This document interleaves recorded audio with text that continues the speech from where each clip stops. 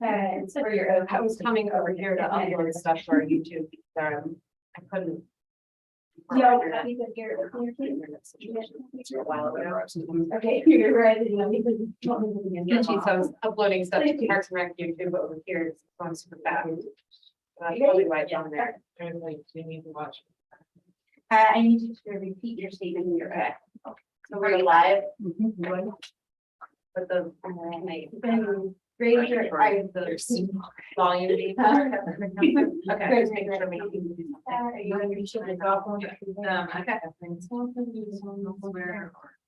And if you want to test the as someone offered to pay, I'm going for a promise to contribute any money or having a value or promise any public office or employment or beginning to be held out at the election. Now, I don't think I'm gonna want to do this, but if I wanted to, like, bring up visual maps or something, can you do it on this computer and share the screen?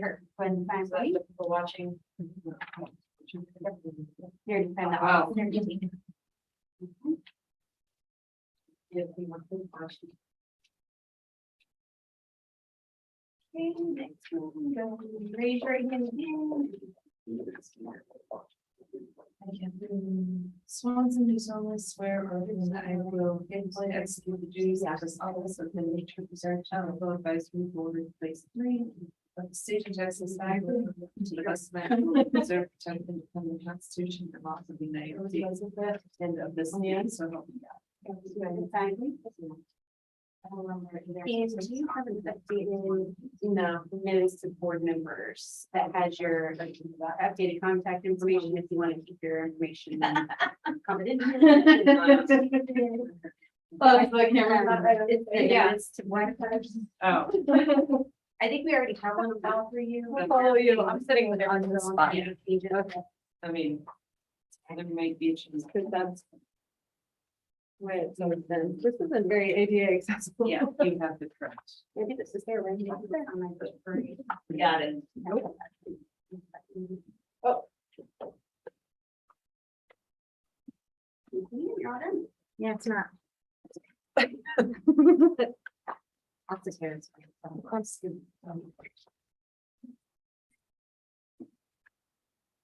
Okay. Oh, Scott, from yeah. I thought she was having, friend meeting, but something went on with there's a ladder. Hey, don't come over me all day. Yeah. I can't wait to get myself through. We've had enough. Yeah. So you can leave it wherever. Hello. She's doing well. Wow. Yeah, yeah. She walked in. Yep. It's, Feels like a long Still time. got fingers in a Like little a really long time ago. Oh, Sit next to a plug. yeah, I Did think you so. say that? No. We were, The youth didn't want to have. I did read the windows, kind of. Is that in color? Give it a test drive. Do you have enough? I have enough. I mean. Oh, did you make copies?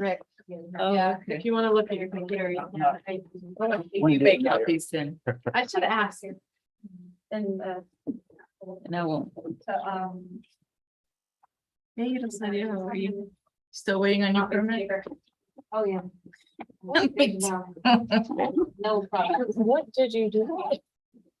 All the stress in my computer, but I played them. From all your The other training? Oh, well, what did you have? A stress fracture. Oh, It's wow. not really one, there's no crack, but it's. Oh, yeah, you're starting to describe that to me and then. Yeah. It came after.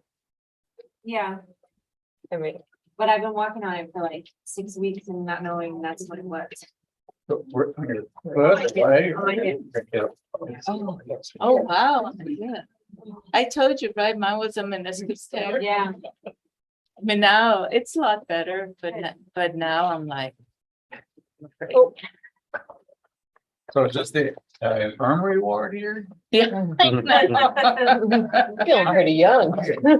Yeah, well, I have some years old, but I've Joan got a had, bit serious. Okay. yeah, but I don't know, maybe he has. Oh, How are you? yeah, Taylor Good. stole How are you? scooter. Fine. I can give you bells. Terrible. I know we finished. Oh, it's okay. Things are like coming together. It's, Something. A sudden stop. it's, I was on my knees in the yard. I'm going with it as it comes. I was at the ranch this morning Oh. with them. I do. I mean, I do. I put They're wild paying thing? them. You can sit wherever you want, but there is a agenda packet in between Katie and Rick. They received a good chunk from Here's the US Fish and officer. Wildlife and Tim's program.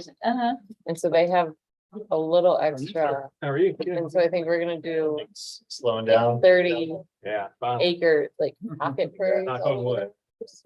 Like small. One knucklehead there. So that's Busy moving day. forward. And then I submitted See, they're finally tearing things down. like a They are, yeah. 1.1 million. Yeah, the houses are out. Get that board. Like that, which it was like, They are still. it's also like working, purchasing installing new windows tractors today, and equipment. which is Yeah. big So player. I was like, Yeah. getting- you know, they wanted projects that were 2 to 4 million. Windows and and I was doors like, were on a substantial delay. I was like, I Paperwork, mean, stuff, that's for so- 1.2, I could do it, Planning. 300. bill. but why not ask for 1.2? Yeah. Exactly. Bills are set, Cool. we're probably 6 months out from being ready to start. Coming But along. you have to And like, order I windows and I was doors gonna today. try and Yeah, burn all exactly. this marriage with About the fall painter somewhere on- with the burn ban. Right. Like, Yeah. Like, Yeah. there's like, just maintain them It's the good way we contract. have and then we'll deal with Ours was not that a inside. change in protocols. Well, we are, Fish and Wildlife Service is working with, on hiring the ACE group for at least 6 So months. you. They're gonna be based out of us You're Swearing in. I did. in I'm sworn. Victoria. Okay. So, but they'll be moving up and down the Thank you. coast. So they're gonna be all red Service. carded and they're gonna be Okay, do we have everybody? available. Okay. Sweet. The left. Yeah. We have to catch Yeah. up. Right, okay, You need to see who we're planning for the cone. No, we're experiencing somebody. Oh. I do, I'm interested, yeah. Still a long way. I'm sorry I missed that last meeting and the meeting No, before we got that. 7. Everything. Yeah, I'll send you the PowerPoint. okay. Yeah, actually, I was on the phone today with my dad. He's with the Wildflower Center. And he is like the burn boss for the universe, like for the system. Oh, yeah. And so he's writing all the burn plans for. He was like, do you, the university running the burn plans? And I was like, yeah. It's happening. I was like, historically, like, I was like, something's got changed. We can't just be, I can't allow the ranch hand to be running around. Like, it's torture. How are you doing? Good, how are you? Need to be a little more careful. I was like, I don't think you had a beard the last time. They're all the. That's how long it's been. Yeah, well, he's like, even if we're Oh, okay. I'm not running it, he's like, we at least have a pushing back. You can, you know, So then after all. yeah, so you can, Oh, okay. you know, contract it out. You don't kind of like first, TNC, or like What's the- whoever what's the truck has? you want Yeah. to burn, but at least you'll But Okay. you can- Did you have any marathon plans? have. Hopefully. Yeah, I'm back. Yeah. I know what it is. Well, but also. Yeah, Is that right? We're ready? I think so. Yeah, we're already live. So. Okay, Oh, so it's oh, this is. 3:00 Island time. On Yeah. Wednesday, the 24th of August. Scott Holt, the chairman of the Nature Preserve Technical Advisory Board, call the meeting to order. Before you get started, we have someone new here that will be keeping the minutes. Whenever you speak, will you state your name? If you don't mind doing that, so she can get familiar with who you are, maybe the first couple, if you're gonna make a motion or anything like that, and kind of make sure you state your name before you start talking. Thank you. Okay, thanks, Jen. Okay, so our first order of business is citizen comments and reports, and Once we have a citizen. I'm very excited. I wasn't expecting that to come straight at me right away, and I didn't really come prepared. My name's Paula Baker. And And- you have to give us your address. 474 Paradise Point. So my backyard backs up to the preserve. We've owned that lot for about 4 years, and I've lived there full time for 2 years. I've been watching the whooping cranes for the past 4 or 5 years, since 17, 18. So over the years, we see a lot of debauchery and stuff that goes on in the preserve. I actually have a file on my computer called Nature Preserve Antics, where I dump pictures and photos.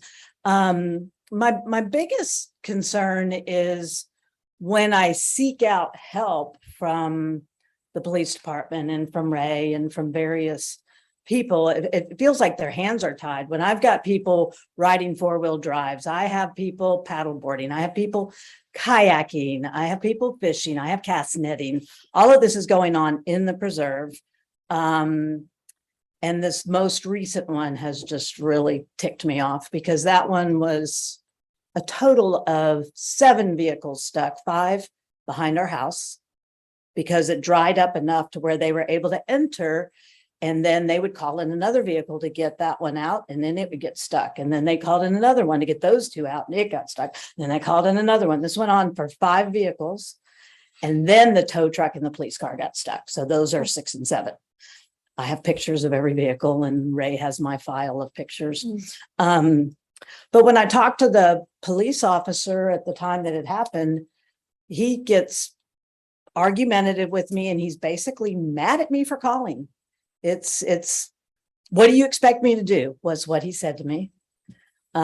He's like, I have to allow them access to their vehicle. I have to allow them to get it out. But basically that access was causing more and more damage.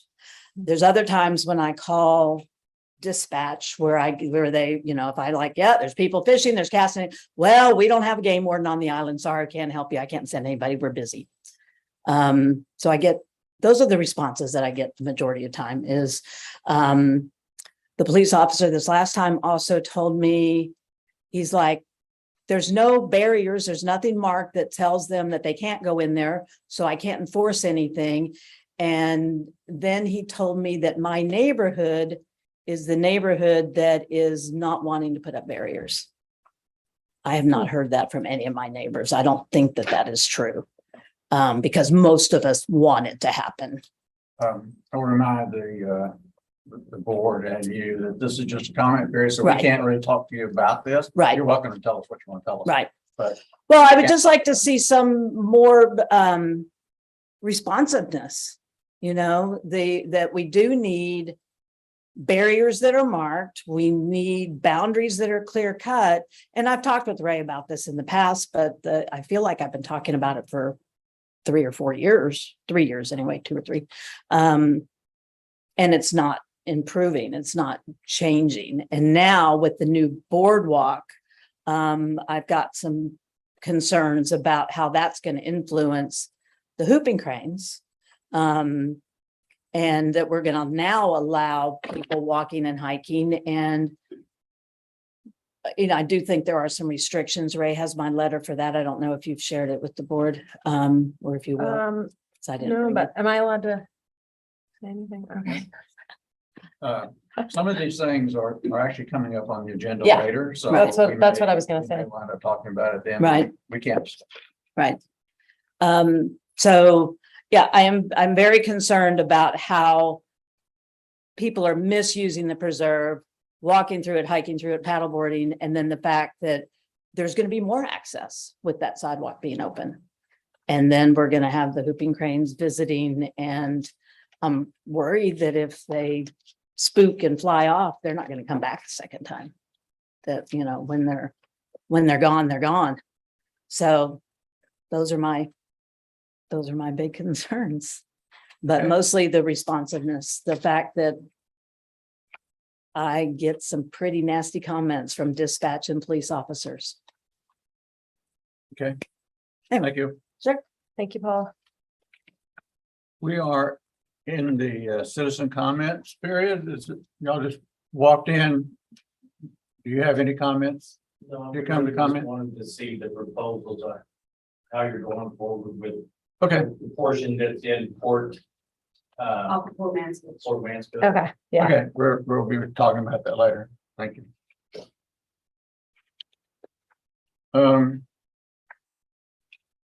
Okay, we have the manager's report. Thank you. So, And I probably should miss and not introduce. yeah, I was gonna say that. I don't know if James knows everybody. Board member. So James Durkis is Hi, I'm James Sturkins. come on to the board. The rest of us have been on the board a while. Who was just reappointed also? Okay. Yeah. Okay. Because I was just looking at mine, is that part of yours? And yours next June? No, and I don't, Says I'm through June 23. I'm not sure if they were trying to get a lot of, all the boards kind of on track for the July time period or not. Because these guys were, well, it's August now, but it was advertised for the July board meet or city council meeting for the board. So I don't know if your positions will all end up being on that July timeframe anyway, but next summer, everyone else will be up. But we are back to Full Springs with our citizen members and Yes. and agency members. Okay, now. The Nature Preserve Manager report.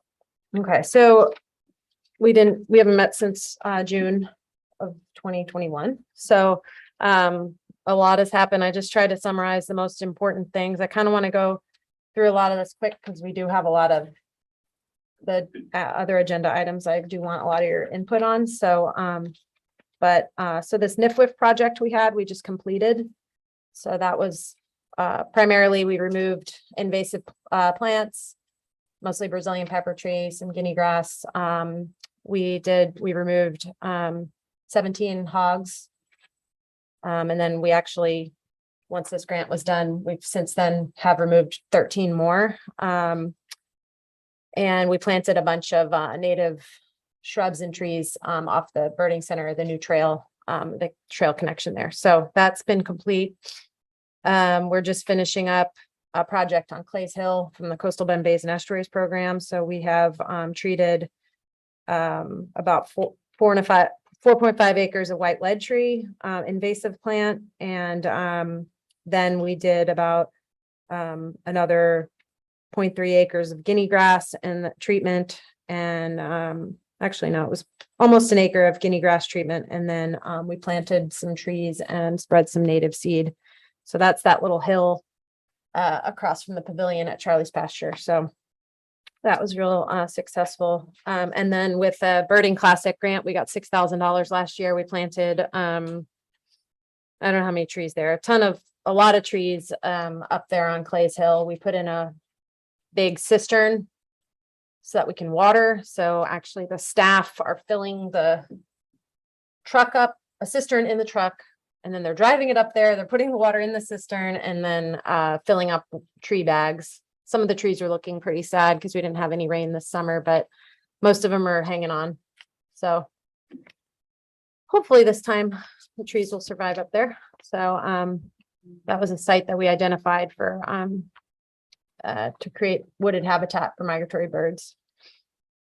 We completed a signage project with the Coastal Bend Bays and Estuaries program, $5,000 we got.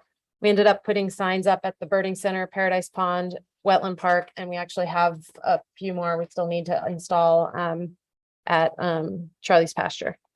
So that was the lady who designed them did not charge us a lot at all. So we were able to design and print a ton of signs for that amount of money. So go out and check them out. Okay, so the local parks grant, that's the Paradise Pond land acquisition. That's a agenda item, so I'm not going to talk about that. We're working on still the electric gates for the nature preserve sites. In about 2 weeks, we should have the one installed at our south entrance. That's in between now, between Port A RV Park and Palladium. It's been pretty much closed since Harvey, but that trail is gonna be rebuilt. It's being rebuilt right now and will be done in October, we'll say. So, That's so they can be open and closed remotely? yeah, You're like, so on a schedule, previously we were working with the police department to open and close them and the staff, and the timing just wasn't working out great. And then the police often are busy doing something else, so they can't open them, at first light. And so that one's actually, we put in a power pole, so it's gonna be electric, which is more reliable. We talked about this, I think, at the last meeting, but on Port Street, we don't have power out there, so it's gonna be solar powered, so we'll see how that goes, but that's been put on hold because we are redoing the bulkhead right now. So they told me not to put in a new gate until that's done. So that won't be done till next fiscal year. So at least we can roll some of the money over, and we were able to get an extension on the grant that we got for that with the estuary program. So Do you have a contractor for the solar?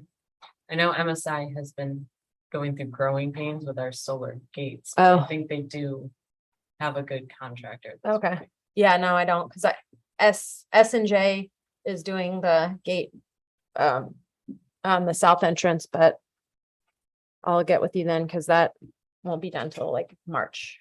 So I know everybody, has had issues with these gates, but I think hopefully it'll be better than them just being shut all the time or open all the time. When they're open all the time at night, the shenanigans probably policing or, happening there. And then if they're not open in the morning, the birders are upset they can't get in there and that kind of thing. So. Okay, we're also still working on, so if you remember, we have about 33 acres near the water tower on the south edge of the city limits. So right now we're working on a new wetland delineation to get ready for permitting, and a preliminary park plan kind of layout. They've been going out. This is the site we would like to provide kayak access if we can. I mean, it's going to be a fairly long walk for people. They're exploring some ideas to make that a little bit easier for the paddlers. But either way, it'll be a nice nature walk. Hopefully, when we can install a nice boardwalk and trail. Should we, So, should we mention our idea that we didn't submit last year, but we want to submit? yeah. So, Um, yeah, you can send. As part of that kayak trail, the entrance would be there at the park on the north end where Ray just mentioned, but it could go all the way down to the Cone Preserve. And we could set up a little site there at the boat docks, at the Cone, the picnic table. We've got that cover and it's accreting like crazy. So it's nothing that you can put in a big boat in anymore. But it could be a little site that they could come, it'd be a nice little kayak and then go back up, almost like an extension of the kayaking trail. That's already in the system.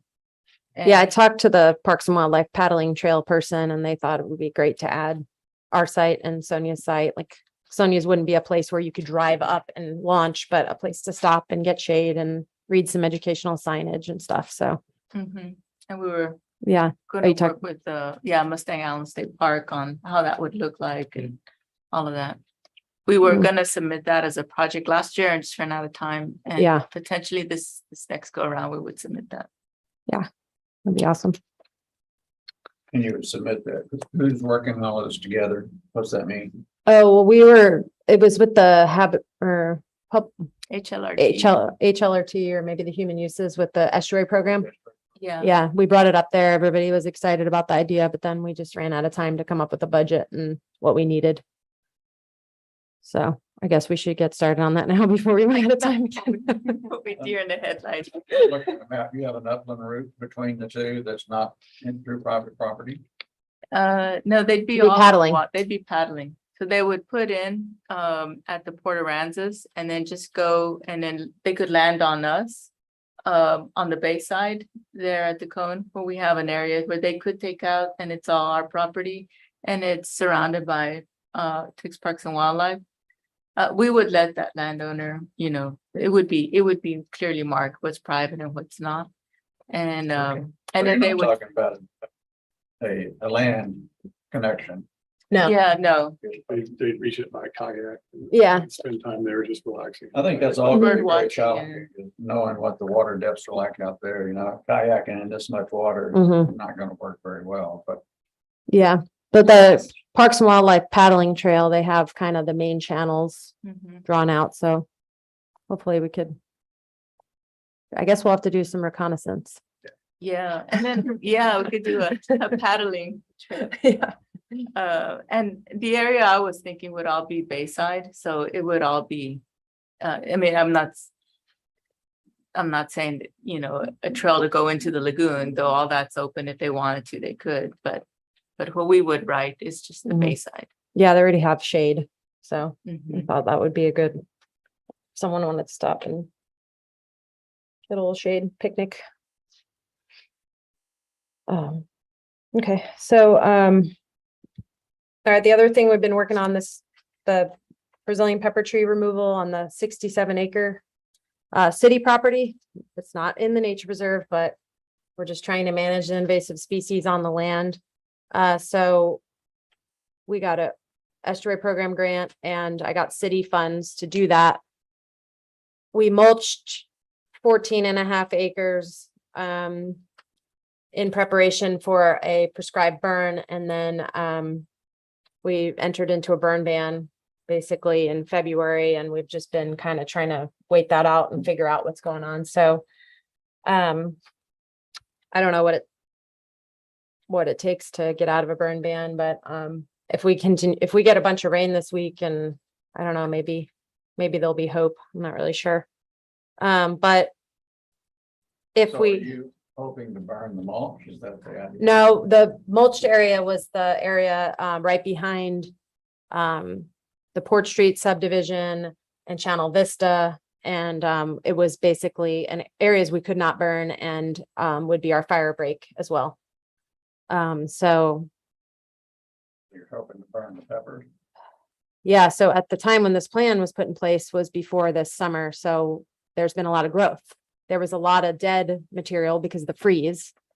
So I'm debating on, I requested some more funds from the city next year to mulch more. Or if we get out of a burn ban soon, we could try and burn it and then mulch what we need to. I mean, it's expensive. And this isn't the nature preserve, so we were trying to do it very cost effectively. And the CWMA, we were like, after the freeze, let's try and burn it and see what, you know, how much we'll burn. And then anyway, we had a summer of pepper trees grow in the drought. They don't need water, I guess. So anyway, I'm just trying to we're just kind of waiting it out a little bit longer now that we actually did get some rain.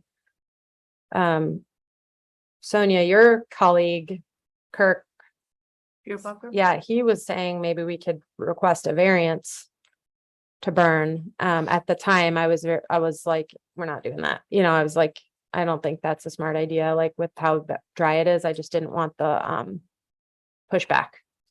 But now that we've had some rain, and if we do get some rain next week, maybe that's something we can consider. So, but he's very experienced. So if he was on site, that would be very helpful. So, but we work with the volunteer fire department when we do burns, and so they use it as a training exercise. We usually do them on a Saturday or Sunday. And so we have a lot of equipment with the fire trucks. You know, we're not out there with like an ATV, you know, we have pretty good capacity. So, and we have the ship channel and the nature preserve on most boundaries. So Yeah, the Fish and Wildlife Service is about to execute American Conservation Experience contract with ACE. mhm, And they will, it looks like a 6-man crew they'll be based out of our office in Victoria and they'll all be red carded. So Okay. it'll be, I mean, we don't anticipate them to be starting until maybe another couple of months, but it would be, there'll be some additional assistance. Okay, cool. I just realized, I don't know, Melinda, are you looking at me because no one's saying their name, right? Sorry. Not following the instructions. I'll help you with the minutes. Okay, the next thing I have on here is the Fema repairs. We have a lot going on. As I mentioned before, the bulkhead along Port Street, it's not really a nature preserve, but the entrance is getting repaired, and that's anticipated to be done in March of 2023. And that includes all the way through to the open water that was created in the nature reserve. The part of the bulkhead that completely blew out. So there will be about 100 feet of land behind the bulkhead when it's done.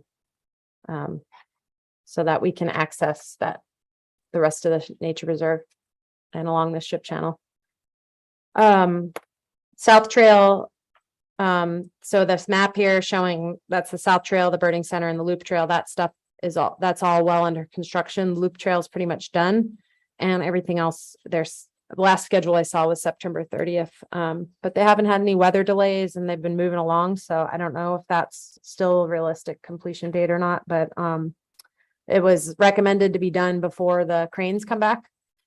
I don't think it was in the permit where they couldn't have construction when the cranes were here, but if they're anywhere nearby, they need to stop construction. So it's basically, they in their best interest to be done so that they don't need that interruption. So it was planned to get, done in October. So, okay. So for grants, okay, go ahead.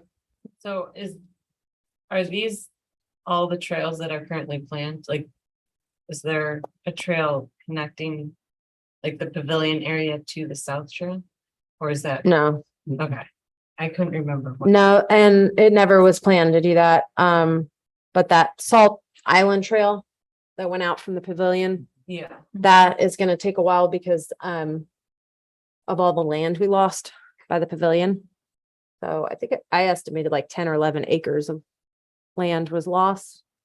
So we'll either have to redirect the trail or wait to restore that land to rebuild that. okay, so there will be a trail that goes back out to that. Salt, yeah, eventually. But not anytime soon. And then on the next page, the next thing is that, so last time we met, I mentioned we have $1 million coming from the Restore Fund. And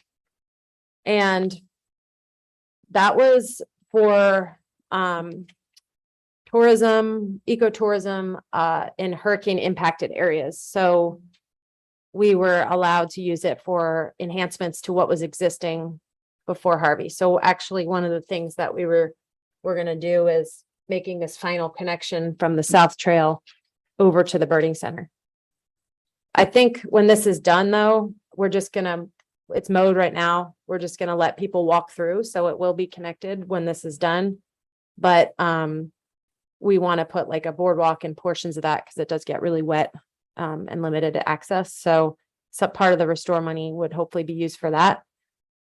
And I didn't include it in this agenda. I want to go through all that with you guys in more detail, but it wasn't like the most pressing need because we still don't have a contract with them yet for the money. It's like, and then when I wrote the scope of work, the cost of construction was like a lot less. This was in like 2019 or 2020. So, but one of the things that I'm going to prioritize and that we had in there, we had a lot of additional fencing, bollard and cable fencing, including around Paula's neighborhood. When the nature reserve was created, that neighborhood wasn't in existence. So that wasn't a priority area for people off-roading and stuff for accessing the nature preserve. So that was some of the identified locations for increasing fencing. And then we had resurfacing of trails and some other stuff. So, But We won't wait another year to have another meeting. no, I have a lot we have to do, so we're gonna have to start meeting regularly because I need So- your guys' help. Close to that contract, either Yeah, being rewritten or whatever. Mhm. But we should have a meeting probably devoted pretty much to. Yeah. What happens with that restore money. yeah, so we can prioritize what gets put in the contract. Based off of we won't be able to do as much as, Schedule. Yeah. Really just around that restore money. we're waiting on like a last financial document. And otherwise, the contract is ready. So basically, once the financial document is approved, it's TCQ, the money's coming through. The contract is ready to go to city council for approval. We just need that last financial thing done, so. Okay, and then the last thing for budgeting, I know last time we met, we said we were gonna meet before I had come up with the budget request, but we never met, and, but so these are the things that I requested for the nature preserve. From the city, and, our budget comes from the hotel motel tax. We're requesting an extra position, a natural resource specialist, so it'd be like, kind of like a technician to help with a lot of the invasive work. Educational signage, training, helping train, guides and working with the volunteers and all that stuff. So we would have me, a natural resource specialist and 2 groundskeepers. And this is all so far has gone through council. I want to say twice. I'm not really sure, but so they need to vote on it 3 times and I haven't heard anything. It's been approved, so it looks like it'll be funded. I requested some 20,000 for Brazilian pepper tree removal, an additional vehicle. Our golf cart is about to die. So additional funds for trails and for the Paradise Pond Community Park connection, which we're going to talk about in a minute, but that with the increased cost of construction and everything, my estimates were estimating we need a lot more money for that. Engineering and permitting to continue, and maybe some grant match for the 33 acres. Additional money for those, or it's rolling over the money for the gates. A new sign for the Charlie's Pasture South. Now that we have the Palladium Apartments and the RV park there, you cannot see the entrance. So I want to get like a big monument type sign. And then some funds for a restoration plan for the lost land out in Charlie's Pasture. So that's what we submitted in addition to our regular budget. So anyone have any questions on that?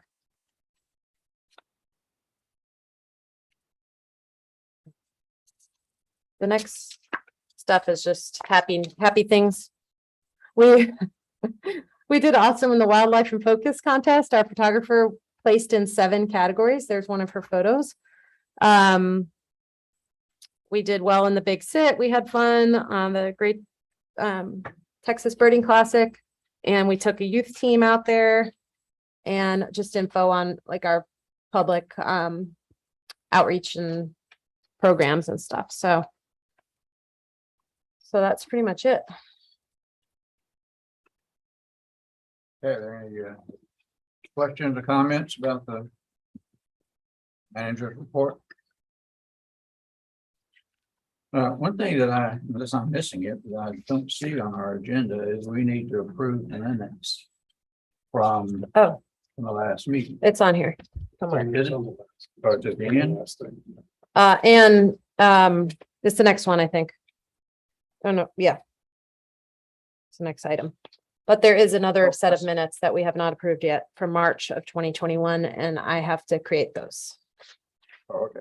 So Okay. I gotta relive that meeting, and then, so the next meeting, I'll have those minutes, but we have the 20, I sent them out this morning, I think. Okay. So it is time. Okay. to approve the minutes. Right on cue. Yes. Okay, so these minutes were sent out what, yesterday? Yeah, I But think they were for sent the- out to everybody. Does anybody have any comments, corrections about minutes from the June 2021 meeting? If not, do I hear a motion that we approve the minutes? Yeah, I'm Rick. I will move that we approve the minutes. Do I hear a second? I'm Sonia, I second it. Any further discussion on the minutes? All in favor, say aye. Aye. Any opposed, say no. Okay. We've done that. All right, there's a lot of stuff in here. Okay, Um, yeah, So the first item is this discussion about an adaptive management plan for visitors use for this new or refurbished Charlie's Pasture South Trail. And the need for adaptive management or management at all really is the whole issue with our new and very welcome visitors, the keeping friends. yes. So. Yes, Ray, I'll let you tell us what's going on. Okay, so when we were working on our permits to rebuild the boardwalk, of course, they review of new endangered species. So it was Fish and Wildlife requested that we work on a plan for the trail.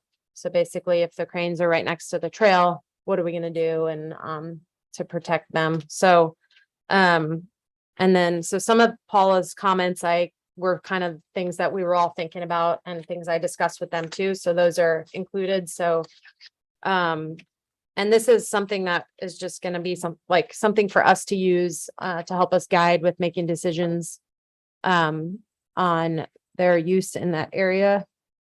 So I have listed here, the Fish and Wildlife recommended that the plan be in place before the boardwalks open.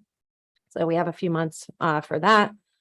Plan should include emergency contacts and may include, but not required to include, provisions under which the boardwalk may be temporarily closed. And the plan may include, but is not required to include, possible consequences for a member of the public with deliberate intent to harm, harass whooping cranes while on the property. So those were things that they mentioned. And then the next thing is recommendations and ideas that we had been discussing, some of the stuff Paula mentioned in her letter that she sent. So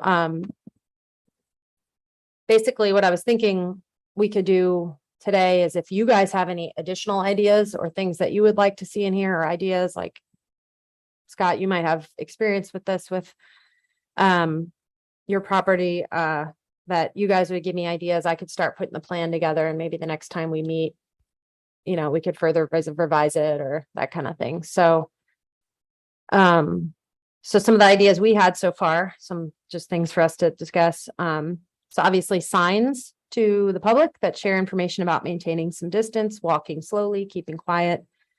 So I want to check with the refuge if they have anything. Most of their trails are kind of far from where the cranes are, but signs also reiterating our rules for the nature preserve. No feeding wildlife, no fishing, no walking off the trail, etc. So we've actually worked on creating some new signs and have been putting more signs up. And our last item on the agenda is going to be, we're going to be reviewing the ordinance. So that was something that we've been wanting to do for a long time. And 2 weeks ago, incident that happened out there further definitely gives us the need for this. So anyway, we'll be discussing that, but so, because a lot of our rules that are in place are there to protect all kinds of wildlife, not just endangered species. So One comment, Mhm. Scott, one comment about the signage is being, maybe having, I don't know, more than one, but it seems to me that a sign with more than 3 words on it is not effective. mhm, People lose Yeah. interest after about the 3rd or 4th word. So. That's true. A sign that has 15 rules on it, nobody Yeah. can read any of them. I know. I'm exaggerating a bit about 3 words, but not much. Mhm. So Yeah, it's, I think you have to really think about the sign. What is it you want to Mhm. read and know? Yeah. And that needs to be a great big sign with big letters. yeah. Even when it says keep out, people just walk right by. So, Even But two- yeah. Even 2 words. don't. no one reads the rules signs that are by the pavilion. They go, where is it posted? And I'm like, it's right here. Oh, okay, so, but it's a list of rules and Rick, where's the gate gonna be located on this Charlie South? Where's the gate gonna be? At the road? no, because we share the driveway with the apartments. So it'll be just a little bit in, We share that entry driveway with the. like apartment? the first 20 feet of it. Yeah. There's an entrance into the apartment. Mhm. So our gates, right now, if you drive in there or if you drive by, you can see we have like our monument sign and the gate there. That's where the electric gate will be as well. So. Yeah. I agree with Scott about signs. Mhm. I think we need to think very carefully about. I understand the need to close that should the cranes be right there. That to me is a no-brainer. Yeah. How do we make a sign that people will see and understand and react to, Mhm. to keep them out of there? I don't know. This is Sonia. Wouldn't that be hard to enforce though? Because what if you're on the trail and then a crane happens to get close to the trail when I'm just, Yeah, this is all gonna be very difficult. That's why I was calling it the adaptive management plan, because part of it is, so 2 years ago, the cranes were like right next to the birding center boardwalk, like all winter. Very close, and they didn't seem bothered. I talked to some people at the International Crane Foundation and they said, well, actually, they do feel safer with a barrier like that. Like you're up on a boardwalk with a barrier and they do sense some safety with that. So I was like, okay, that's interesting. So then I started getting worried about the trail connection we built, because then they were in that pond off that sidewalk and there was no barrier, but they didn't hang out there a whole lot. And there's not that much traffic over there and they didn't seem to be bothered when they were there. They're pretty far away. So Scott, I had Yeah. experience out there. Actually, I think if I told you about it, I was in their office and we were talking about exactly this. And after I left the office, we went to the birding center.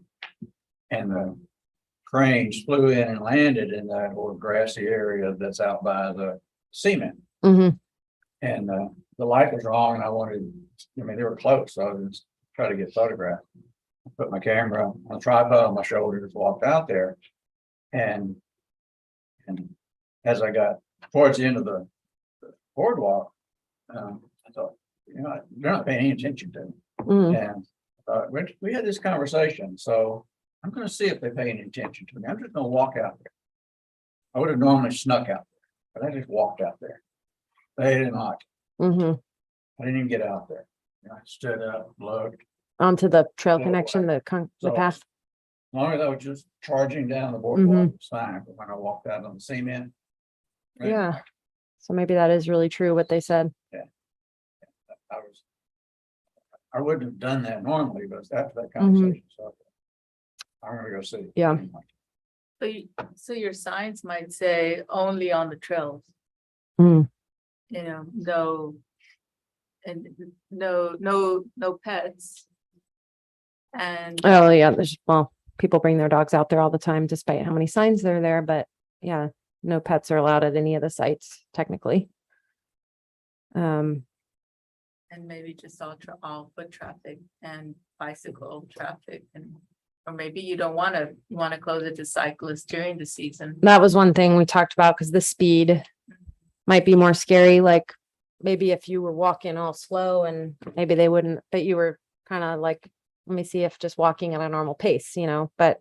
I'm guessing I could have gotten out there without scaring them, Mhm. but most people wouldn't, they'd just walk out there. Yeah. Oh, yeah, because it's a multi-use site, not everybody's there to bird watch. I had an experience right before COVID with a group of high school kids. They were so loud. We were on I was doing a program with them and we approached the pavilion and I saw Leslie there filming for the Crane Foundation and I was like, "God, why?" Like, you know, the crane, there's an endangered species here. They didn't care. They just kept screaming, you know, and they flew away. So, yeah, so I don't know. So what does this plan that we have to have look like? And it's an adaptive management plan, so. I mean, is this, I mean, you have ideas of these things. Yeah. But the plan is going to be formalized, or you can do this, you can't do that, when this happens, we do that. I Mhm. mean, is that what the plan is gonna be like? I don't know. Like a decision tree? Yeah, maybe. Like of course, some of this stuff will be put in place already, like signs informing the visitors that are not aware of the cranes being there. So, you know, and then like these things, be quiet, walk slowly, you know, if you see them, don't get too close. Maybe you have to turn around, whatever it is, like. So I figured that that's a obvious thing that we were going to do anyway. And then maybe like, yeah, if they're getting scared, you know, if they're getting disturbed, maybe we need to close the trail, that kind of thing. I have, you know, who's going to do that? Like, that's the thing. Like, I mean, we have one really great volunteer over here, maybe. She's sitting on her porch watching her and Leslie. Well, Leslie, her neighbor, is filming for the International Crane Foundation. So she is filming their behavior, where they are. So knowing, like, last year they seemed to be using a lot of other parts of the preserve more than I feel like the year before. So where are they? You know, of course, like you said, their birds are going to fly and move locations, but if they're out by Piper Channel for 3 weeks, I don't want to have the brand new boardwalk that everyone's been dying for it to open closed for that whole time. So that's where I stand. You know, we're opening these trails finally. There are multi-purpose users. You know, there's the joggers that can't wait to get back out there, the families, you know, that aren't photographing wildlife, you know. So I don't know if we could get enough volunteers together to kind of monitor that, but like, we don't have that capacity in our staff to, for the most part, a lot of days we do kind of know where they are just because we're interested too. But I don't know. Have you done this before? Do you have comments on this? I have not done that. Okay. Scott also, but Scott Taylor. Hmm. Just listening, and my suggestions would be like multifaceted, you know, planned approach from, you know, at the extreme end, complete closure, you know, if necessary, based on either proximity or ongoing issues created. And then on the front end, kind of just baby stepping your way in, maybe each day evaluating, you know, what territory they're using. And then basing the next step based on proximity to potential disturbance. So I think you're going to have to kind of build in an if this, then that scenario, kind of based on in frequency. I don't know if it's as much as you can. I mean, if it's hour by hour and you have that ability through a volunteer program, then do that. And that's highly unlikely. So it might be day by day, it could be week by week. So Yeah.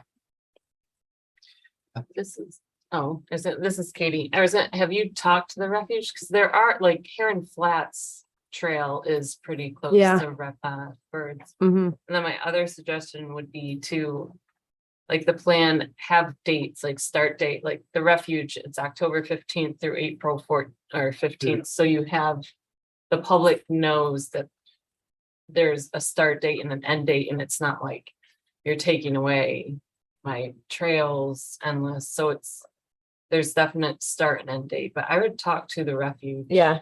Yeah. I mean, they do have interaction, like, I mean, how did, like, they manage like the boats with the, you know, the camera trick, like. Yeah. Those boats get very close and Yeah. they don't seem to care, but I think it's that, like, they feel safe or something. This is James, and I think also, like, it's not listed, but to have a public education component to this. Yeah, So just kind of raising the awareness across the board.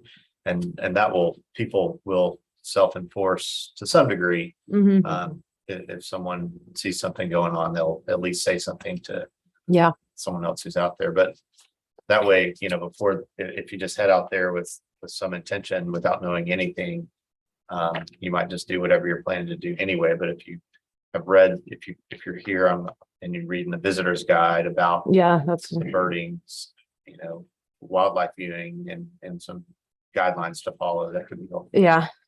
I know, it's kind of crazy with this reopening.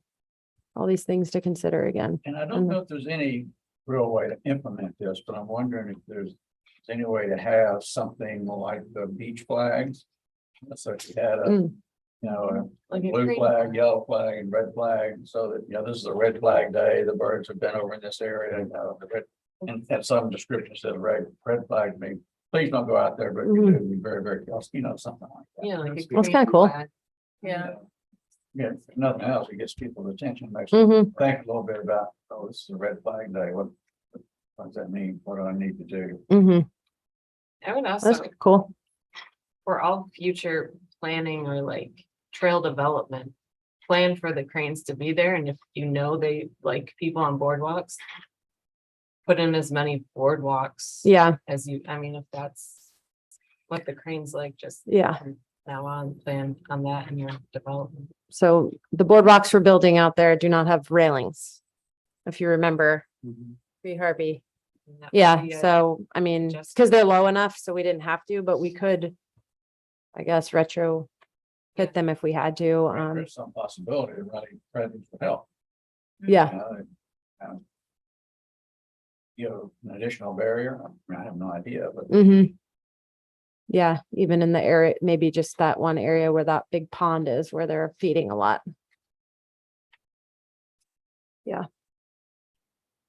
Also, any signage, is it gonna be translated? Will it be bilingual? We have not done that, but maybe in this instance, because it's so important. Because it's more information, like it's more rules and not just like a interpretive sign. Might be a good idea to do that, I think. My assistant can help with that. Okay. Cool, perfect. That's right. and so what are you thinking about a schedule here? Oh, for us to meet again for this? I don't know. Yeah, to come back and help with the next. Finalizing phase it, of kinda. Developing End of August. this adaptive management plan. I mean, it seems to me it needs two things. Here's a plan, Mm-hmm, but then here's a plan for how to change the plan. mm-hmm, Because that's what the whole idea of the adaptive management. Yeah. plan is. Here's the plan, plan's not working, now we've got to, yeah, change it, or as Sonia said, a decision tree Mhm. that already has the changes built in. If this is happening, then we do that. If that's Mm-hmm. happening, we do this. I know they're like, the cranes, the refugees is October 15th. They haven't arrived here till November or later before, so I was kind of thinking November 1st is when we need to be like ready. So I don't know if we need to meet, in a month and have, I think that we can do some of this by email. We have to Yeah. be careful, yes, of what gets done and how, because we're Mhm. subject to open meeting act. But you Yeah. certainly can send a draft to each person, and each person can send to you, they're not comments. everybody, their comments. Don't ever reply to all when you get something from Ray. Don't ever. Yeah, I forgot to add that in the bottom of my Whatever. email this time. But you I'm out of can reply- practice. You can reply back to her and, so that she can get everybody's input on what's going on. It would let us Mhm. help, Move it along quicker. move it along a little quicker before we all get together. Okay. And this is Rick. If you do that, I would set a timeline for comments. Mhm. Yes. Here's the draft. I want to hear back from you, give comments by the end of the week, period. And Yes. If you don't, then we go forward. Okay, that sounds So good. I guess, in your adaptive plan, I'm curious, will you have ideas on enforcement? Or is that going to be just, I mean, or you mentioned earlier reviewing the ordinance. Oh, yeah, that's our last agenda item for today, Oh, okay. the city ordinance. But that does raise a question about this, about enforcement. Yeah. In that area, the enforcement might be just close the gates. Someone needs to buy me a uniform. So I look more official. And a badge. I think one component is just being aware of what are the penalties? Mhm. What is the process for harassment of wildlife, in this case, endangered species? So that, so that we fully are aware of what those contexts are, so that it can either be relayed to the city officers that may encounter this enforcement, so that they're armed with the information to know, Mhm. I mean, some of them may not know what a whooping crane is, and Yeah. and somebody's reporting they're running and chasing these birds. Well, that happens on the beach every day with seagulls, not nearly as big a deal. So just having that information so that they're informed, and also, have a leg to stand on to say, this is a law that we can enforce. And if we're able to build that into the ordinances, where they Okay. get to give our city officers some power, that may be an option as well. That was a question I have in the ordinance thing, because it says all state and federal regulations, or whatever, but I don't, so the city officers can enforce. I mean, I don't know, like what, or do we have to call somebody else a game warden or something? Like, I don't know. Cause then we call the game wardens, they say that's not our jurisdiction, or, There's a lot of punting going on. In Yeah. the game. so Um, I gotta get to the bottom of that. So it usually works, federal can enforce federal, and that's where they stop. State can enforce federal and state. Okay, County can enforce county, state, federal. City officers a lot of times have the most power because they can enforce city ordinances, state laws, Mhm. and federal laws. Okay, But it does, like, as a state officer, I can't enforce city code. And so if you Mhm. have an ordinance in town against noise, unless it's against the state law, yeah, I can't enforce a city code just due to jurisdiction. So Mhm. it kind Okay. of works bottom up as opposed to top down. Yeah. But a lot of times a city officer would have to be fully aware of what the federal requirement was and be empowered through their policies to enforce that generally. And Mhm. so a lot of times, depending on the scale, there's some big disconnects. yeah, That would need to be researched thoroughly, but that's my take on it. okay, yeah, I'm gonna have to, well, In that education is public education, so it's gonna be internal education mhm. as we get there. Right. Yeah, and that's a large part of the ordinance discussion. We'll get to, but This is Rick. Maybe we should include Chief Burrows or mhm, some representative from our local enforcement. Yeah. In the final discussion of this, so they can understand, one, what we're trying to do and why we're trying to do it, and why we need their help and what they can do to help us enforce this. There's a disconnect, which she's saying, Paula said earlier, then maybe before this is finally adopted, we need to get Chief Mhm. Burrows or someone who would likely enforce that in here to talk about it. yeah, and I planned on, yeah, at least for sure running anything by them and making sure it's something, I'm not saying anything wrong or whatever, because, and I have been with a lot of the instances that Paula brought up, and I have been talking with the police department a lot about all this. There is a huge disconnect, and part of what I also am gonna work on with the ordinance and, some of these rules and stuff is you have to actually get those, each ordinance is not automatically included in like the court system. So if we want to have larger than a minimum of a $250 fine on any of these things, I mean, the Federal Endangered Species Act is different, but we need to work with the court to make sure we assign the right fine with them and make sure that they're good with that. So that way, if someone comes into court with a ticket that they got in the nature preserve, that it's assigned, say, we want, this is really important, like it needs to be a larger fine, that it's in the system ahead of time and that we work with them too. So it's the police department and the court, I'm learning, that I need to work with on all this. So anyway, it's really, nobody's ever been fined for doing anything in the nature reserve wrong. So I would like to make that easier for them to be able to do that, because what a lot of these people are doing is really bad. And they think when it rains, the ruts are going to go away or something like that, or Again, maybe yeah. include cheap burrows and dumping that yeah, in one of the final discussions. Mhm. This is to yeah, let him know that we think this is serious and there are fines and we'd like them to understand why we're doing this. yeah, But the enforcement part's going to fall outside our purview.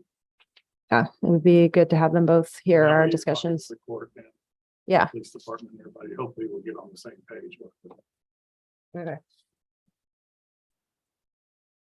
And another, this is Scott, another issue I think that we wind up with as an argument is that or as a final recourse, if you can't get public cooperation and law enforcement and court cooperation, we just have to close the trail. Mhm.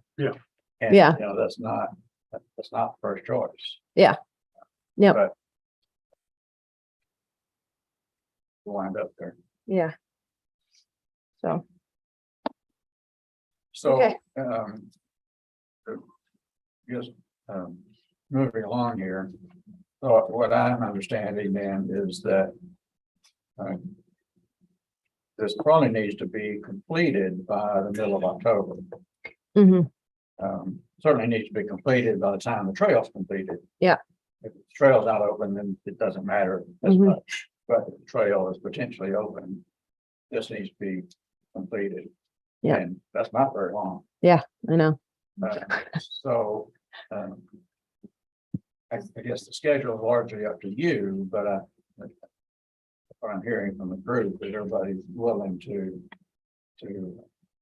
try to do what they can do, particularly if we can do it sort of on our time in Mhm. response to what you send us.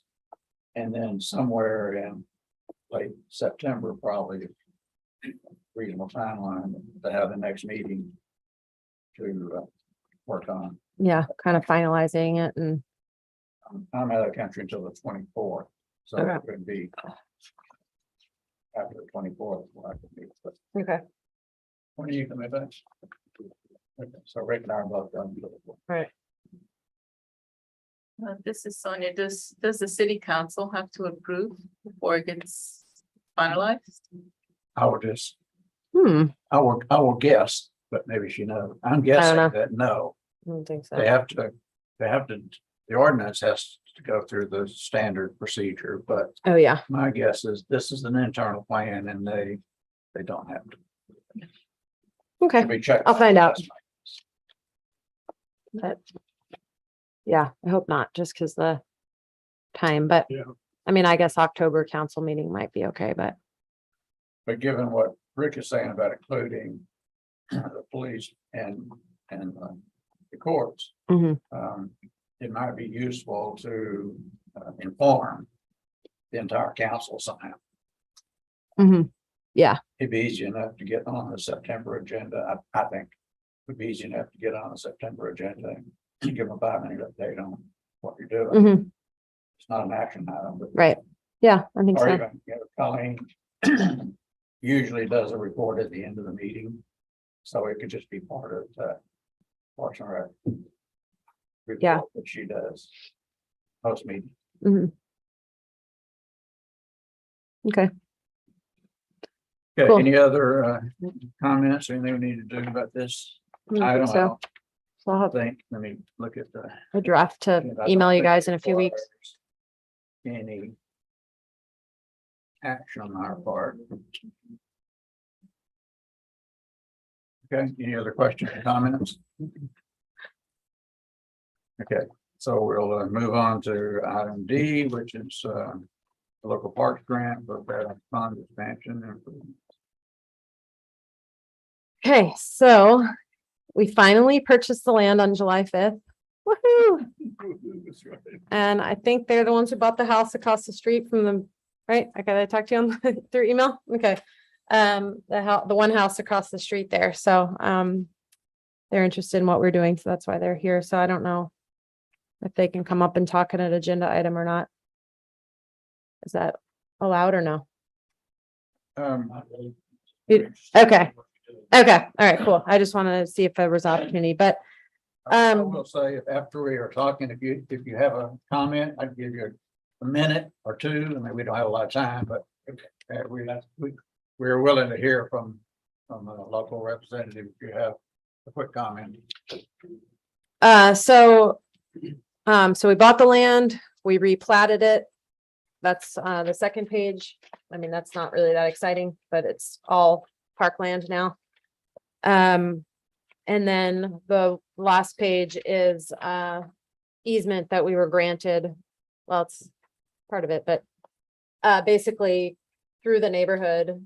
And then the neighborhood owns common use area kind of here on the end. And so they granted us an easement through there to access the city property. So a big part of this project, which was funded in 2019, is to connect Paradise Pond to the community park. And so, yeah, and the next, it printed all weird, I guess. Okay, sorry about that. These were like gigantic documents, so if you didn't fit to print, it's probably like a portion of it. Same with this one. So yeah, so we have an easement to go through the neighborhood to connect over there to the 67-acre property for the city and over to the community park. So right now, I'm working on the design for that walkway, which would include an extension of our boardwalk that's existing. So the engineers just had us like a straight line going out here to the easement and back up. But I have there's some black willows here that are like very precious. And so I'm suggesting maybe coming out this way and then going over and then connecting to the easement that way, something like that, to avoid those black willows that we're finally getting kind of bigger following Harvey and everything that happened there. So I know about last time we met, maybe we discussed kind of a preliminary plans for this, but yeah, so that's what's I'm kind of thinking we need to bump out that way to avoid those trees. Now at some point we discussed, so we have the trail connection and the boardwalk extension to be able to do that. Signage and vegetation, those were the requirements of the grant. And at some point we discussed adding parking over there. Now that's their main concern, the neighbors over there, about having parking there. So here's my dilemma. So initially I thought, well, first of all, I don't think we have any money in the budget right now to do this parking project, but if we wanted to plan for maybe potential future, a couple parking spots there, we need to do that because we're going to be planting trees and stuff. The reason that I initially had suggested maybe putting some parking over here is because I didn't want our visitors potentially clogging up their street. So we could provide parking spaces and keep them off the street and not like in their way, or not, we could, I don't think that I'm not going to ever advertise that that's the main entrance to Paradise Pond. Because they'd have to drive through this residential neighborhood to get there. But I was worried that people might just drive over there and park and then clog up the street kind of thing, especially during migration when the parking lot's pretty full, or during lunchtime at San Juan's. So that was the reason I had even mentioned parking in the first place. I understand their concerns. They don't want a bunch of people in the neighborhood parking over there at night, using the additional parking. That's not why we're putting the parking there if we do. So there's that. So anyway, what, This Were you is saying Kate. something? Okay. Honestly, my first thought is that you're not gonna have Paradise Pond visitors using that parking. It's gonna be people in that yeah, in the neighborhood. neighborhood. And so enforcement of who's actually Yeah. using that parking, I don't think it's worth you spending money to build parking for the neighborhood. No offense to you guys, but Yeah. I No, was that's like, fine. that's who's gonna use that parking. It's Yeah. not gonna be Paradise Pond. Okay, yeah, that is a good point. I mean, to use our funds a little bit, To some Smarter. extent, the way that part of that property right along the street is landscape, mhm, could actually discourage people from parking on the street and walking in. yeah, You know, we don't want that to happen. On the other hand, visitors coming to Paradise Pond, parking on the street for a few hours and walking in might be okay. mhm, yeah, And they can always sort of walk down the end of the road and get onto this walkway that's gonna go around the community and walk in that way. But mhm, certainly landscaping could sort of dictate whether people park on the road and just charge through, or, yeah, you know, you've got green bars this high, you know, they're not going through. So mhm, you can kind of control access mhm, from the street. If it wasn't for our parking problem there in the first place, mhm, I would suggest that we don't encourage anybody coming in from the back. yeah, But what do we have? 5 parking places or something yeah, in there. And during spring migration, if we ever bring this place back to its old glory, mhm, you know, there'll be 20, 30 people yeah. parked in there, and there's 5 places, 6 or whatever it is. So there's always that problem. So we do, and then part of the plan for this whole grant connecting to the community park was also utilizing that parking lot at community park, and then people could take a short walk around. So that was part of the justification as well as, and I do plan on, putting some trees along that trail at some point. There are some really nice oak trees along that behind Channel Vista. I think a homeowner planted them a long time ago. I don't know, but I saw a great horned owl the other day in one of them. And I was like, thank you, whoever planted these trees, because they're big oak trees already. So if we could add a few more trees, it might be a little bit more of an incentive to park at the community park and take that walk over. So I think landscaping, this is Rick, would solve the problem and some of the concerns in the neighborhood about people parking there. Mhm. Because look how popular the landscaping is just leading up to the birding center right now with that picnic table there, and everybody's sitting there during spring migration. With all the birds, almost creating something like that along that area that's thick enough to discourage people from coming through unless they're on the path. And then Yeah, it gets back to what James was saying, is public education is letting know that we want you to come visit this, but the main entrance is still the main entrance, but now there's access in the community park, which has plenty of parking. mhm, And while you're walking along there, there's things to see along in the way. Mhm. Do it in a positive aspect that doesn't adversely impact the neighborhood in terms of increasing car. I'm very sensitive about that because I'm surrounded by short-term. I know. Hate being inundated with the cars. Me So too. I understand completely. Yeah. Yeah, so. Yeah, so maybe when we don't plan for it at all and then put a little fence and vegetation right up Yeah. there. That sounds good to me. I didn't want to really, I wanted to vegetate as much as this is possible. Encourage them to come in on the trail. Yeah, because, so before the neighborhood was cleared and the right of way was cleared. That was like 2016, it was very wooded and you couldn't see through, and then it got cleared and everyone was like, ah. Yeah. And then, of course, the saltwater inundation further exacerbated the situation. So I want to get some bigger trees. I know it's like a bigger risk when you buy bigger trees, but I would like to see these trees getting bigger sooner rather than in 30 years. So, for that whole area. So, I mean, that sounds good to me if everybody thinks that's I the do have direction we one should head. comment about this plan. It's on the map with the trail Yeah, extension. That where this new boardwalk is gonna, looks like it's gonna lead sort of out into Paradise Pond and around to avoid a willow tree, which I agree is a good idea. Mhm. But also the thought that that boardwalk is gonna be in place 20 years, Mhm.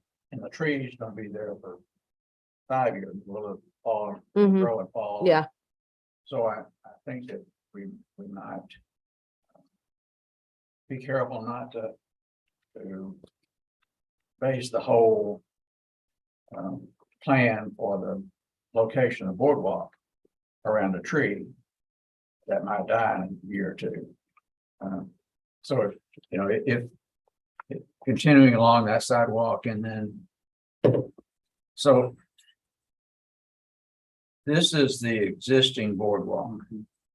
So you're gonna come off the end of that boardwalk with right now the plan is to come off of that with another boardwalk that goes over the corner where the drainage is. Is that the idea? Yeah, that one goes straight across That's to the area sort of in the corner where the drainage is. yeah, And kind then of, this pebbly looking thing is the new sidewalk. yeah, or whatever material we Yeah. use. Yeah, path. And that's on the inside of that street.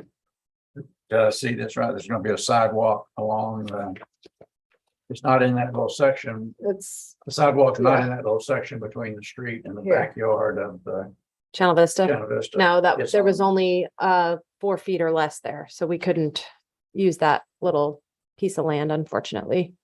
That would have been a lot easier. So it'll be on the other side. So this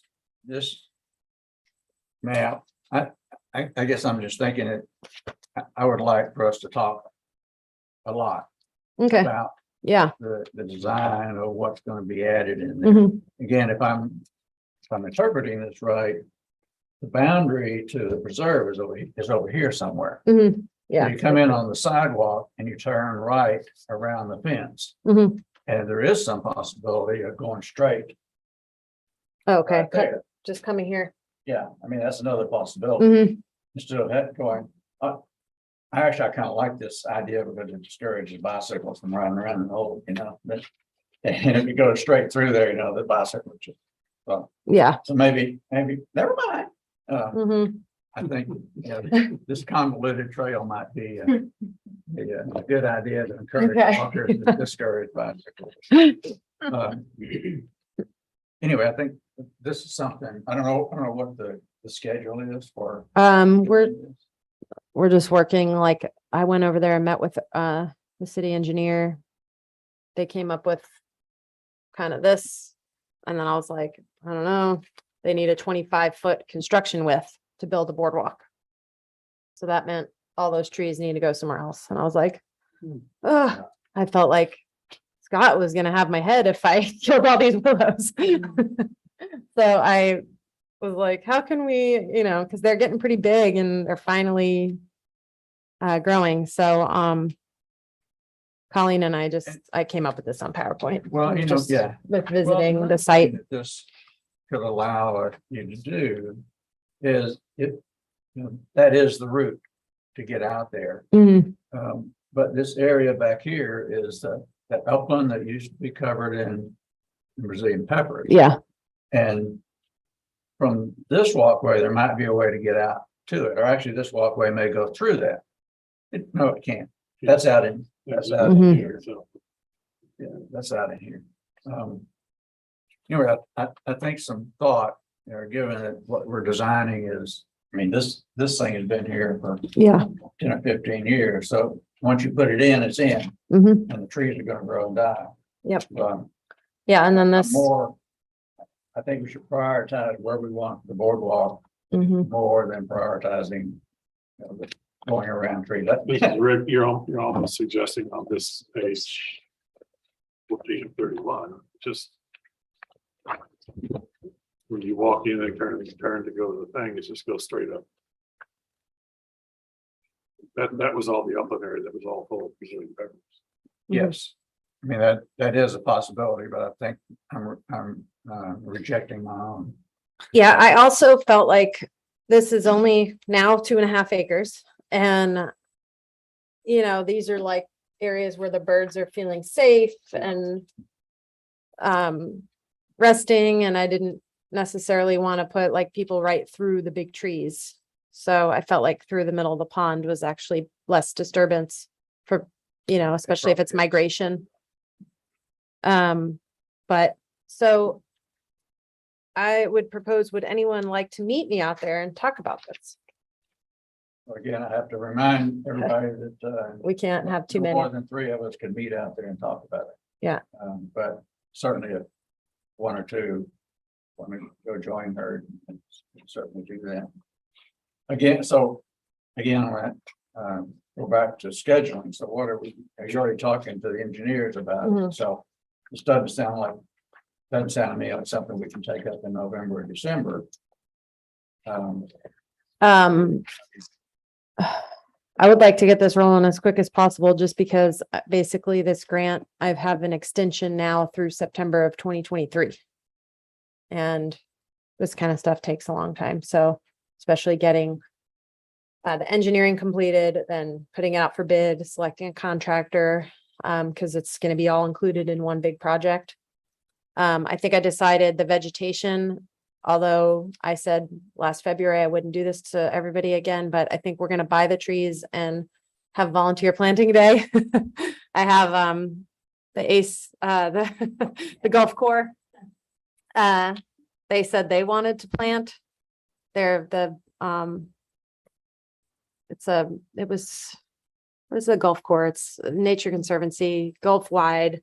They have these conservation crews of young people, and we'll have like 2.5 weeks of their time in December. So I would like to at least have the plan in place so I know where to plant trees and get some of those trees planted, because we can buy them wholesale. Like we bought like a 30-gallon size tree for like $150 or less, and then plant it yourself. The native Texas nursery, I've been buying a lot of plants from them. So like we'll get a whole truckload of stuff delivered. $500, they'll deliver it, and it's like a fraction of what you buy it at the nursery. Like those trees that we bought for $200 were for sale at Gills for like $600. So so I think we'll probably be planting everything in December, January. Yeah. Yeah, so, and then hopefully construction, winter, spring. So it sounds to me like this is on about the same schedule as the adaptive management plan. everything's happening at once. I mean, Yeah. it's like we have two jobs that need to get done. Um, So I would suggest for this one that on the next couple of weeks, 3 weeks, that members 1 or 2 at a time contact Ray and go out and chat about it and see what the plan kind of look like. And again, I think that Ray, you can do the same thing, is you can send out mhm. ideas or Yeah. potential plans or whatever you want to call them. And we can respond back to you individually. Don't reply Mhm. at all. Yeah, Be sure to put that in the email. yeah, Yeah. And so, we can get a little feedback back and forth. And so Okay. it looks like Rick was just saying, I don't know that we need a workshop. I mean, I think a meeting works. I've never been able to figure out the difference between a workshop and a meeting anyway, for the most part. But the meeting that we have sometime the end of September Mhm. would have these 2 items on there again to Mhm. Try to come up with a Pretty much for final tweaking. final. Yeah. Okay, yeah, that way then the engineers can get started on final. Yeah. Engineering and design. Does that work? for Yeah. you? Is that what schedule is okay? Mm-hmm. Everybody else is kind of okay with that? I mean, we're not at the point of setting the meeting, but we're looking at something. The last half week of September, of August, or the first week, or the end of August, first week of September, somewhere in there. We'll talk about that. Mhm. But it sounds like we need to do. It's like next week or. Oh, no, end of September, first week of October, you mean? Sorry, yes. Yeah. Yes. I was like. So I just wanted to ask clarity was "Ugh." for the parking. Are y'all talking about including that in the next conversation or did y'all just decide to not provide any additional parking? I think that's the decision. Okay, so my question, and this is gonna sound rhetorical, but where are people going to park? Because they're going to park, once they realize that they have a shortcut in, come in the backside and come in that way, they're gonna wanna park somewhere. Mhm. If parking spaces are not provided in this area, where within their neighborhood are they going to park? And so I understand the concerns of not wanting a parking lot across from your house, Mhm. but you probably don't want to block in your driveway or park directly in front of your house. And it's just Yeah. bound to happen just due to the design and people's nature of being as lazy as they can be. Yeah, that's how, so that that thought process was how we came to potentially including parking into the site plan. The flip side of that is, yeah, and then once it becomes used for long-term parking or boat storage for the neighborhood, residents, how is that dealt with? So there's multiple issues at play and no single, good solution, but the unintended consequence of not providing any parking is going to be potentially worse than providing parking. And I just think it needs to be, evaluated from that standpoint of where would you park if you didn't put any parking places there? Yeah, they would park along the street. And maybe that's okay. Maybe the conversation is had with the neighborhood residents and say, we would prefer to have that Mhm. than to have a parking lot there with who knows what. So, Mhm. but it should be planned for because it will happen. I think. Mhm. Do y'all have a 1 minute comment about what we're talking about? If you do, you need to come up to the front Yes. and give us your name and address. I just bought that property across from the 6 lots that was donated to you guys or sold to you guys. My concern is not as much the bird watchers. I have no idea how many there are, but I can't imagine a real bird watcher being more than 2 or 3 parking spots in there because all of them are going to come in from different spots, it sounds like. My concern is the people in the neighborhood using that for parking for their friends that are coming over, for their parties that they're having there. So now I have, if you've got 6 parking lots, you theoretically have 6 or 8 or 12 drunks parked across the street from my house. And since this is an agenda item, I can talk to you about this. What we're talking about right now would be people who want to go into Paradise Pond would park on the street. And they walk in, they do what they're doing, they come back out, get in the car and leave. Versus a parking That spot. doesn't change anything. If people in your neighborhood want to park on the street in front of your house, we can. But part of my decision in purchasing that particular home, where it is in the neighborhood and the fact it's on the back side of the neighborhood. So there's a very little traffic. I don't have kids or anything. I have to worry about the traffic with the kids. But still, now you're going to have traffic, people driving around and they're trying to figure out how to get to that. So your traffic, if it's doubled or tripled or whatever over a period of time, and maybe that doesn't become the popular place to park. I don't know. I have no idea. I was just concerned more about people in the neighborhood abusing the parking versus the bird watchers. So one, I can't see any reason people in the neighborhood would park on the side of the street because the park is there. They park on the side of the street whether they want to or not. It doesn't help them. I don't see that it helps them any that there's a park there. People in the neighborhood park on the side of the street. And or the parking lot. Is that what you're saying? No, we are It's not. gonna end. If I understand it right, we're not talking about parking places in that. Well, we Oh, were, I thought you were. We were. yeah, so, but you're saying if someone's not gonna come across the neighborhood to park in front of Paradise Pond, but they might come across the neighborhood to park in a parking spot Yes. if there's overnight visitors or parties and Sure. things from the neighborhood, not the, Yeah, my- not the birders. Yeah, my point is that birders may park on the side of the street to walk in, but they're not gonna stay there very long. Sure. And two, your neighbor's not gonna park on the side of the street just because there's a park there. I wouldn't think. No, sir. Yeah. If there were a parking lot there, I Right, think the parking lot, yes. safest Yeah, place to park would But be if in you a just parking park lot. on the side of the street, walk in. Yes. And I don't, I honestly, it could go either way. I mean, I think I could deal with either or. I was just concerned that it would be abused by the people that live in the neighborhood, not the bird watchers. In the neighborhood I live, we have a visitor, quote, visitor parking. Visitors can never park there. It's always full of people in the neighborhood parking. Sure. So, Yeah. I mean, I understand exactly what Okay. you're saying. And that's really all Yeah. I had. I mean, yeah, I want to help and I want to be part of it. I'm kind of excited about it, very excited about it. Actually, I won't have houses to look at. I'll have birds to watch. mhm, So it's good in that regard. But in terms of some of the things that could happen, and Mhm. honestly, that's how you build is what could happen, what ultimately could happen, the worst case scenario. mhm. In the worst case scenario, you have a bunch of drunks parked out in front of the house. Yeah, Well, I would hope not, because they're not very good bird watchers. No, yeah, and so if there's a way to close it off or something. Somewhere down the road, have said, okay, we put up no parking Yeah. signs. mhm. Well, I'm already dealing with the fact that if anyone wants to go birding at at Paradise Pond, it's full of San Juan's customers. So that's a whole nother issue that we've started to tackle.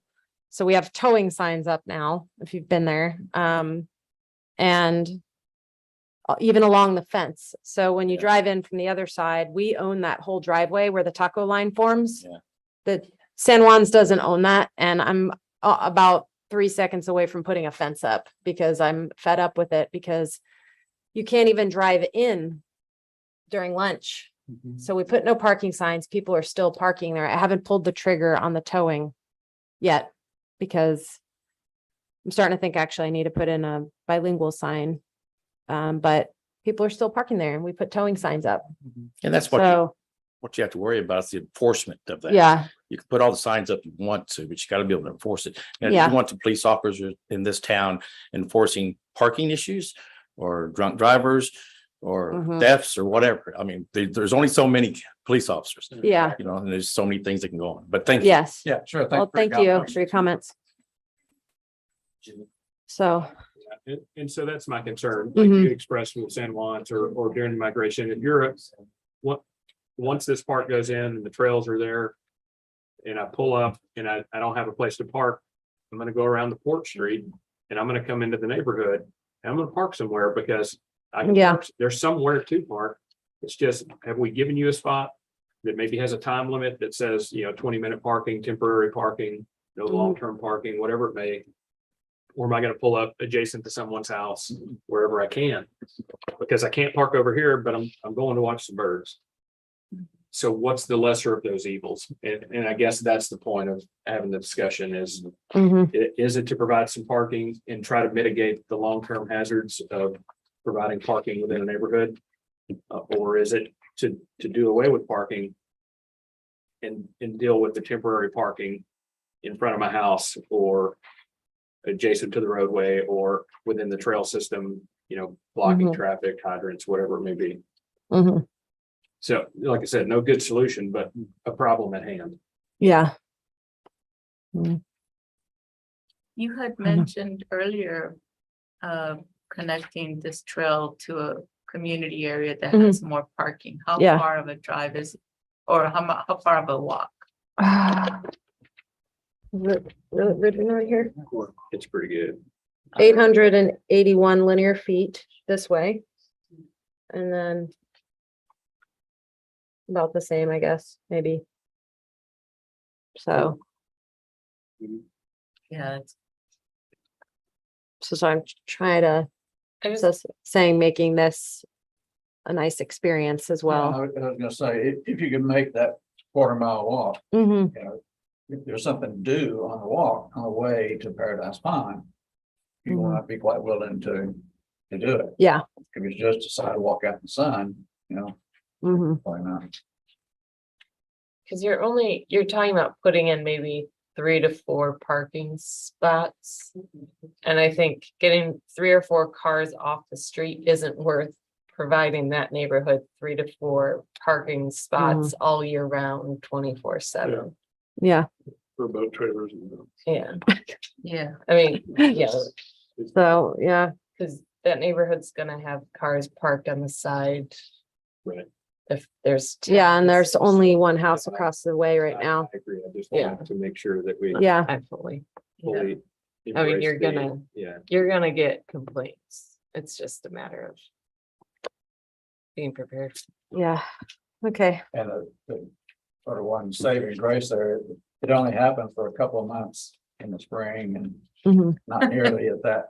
Yeah. intensity for a month or two in the fall. And Oh, yeah, when it was dry all summer.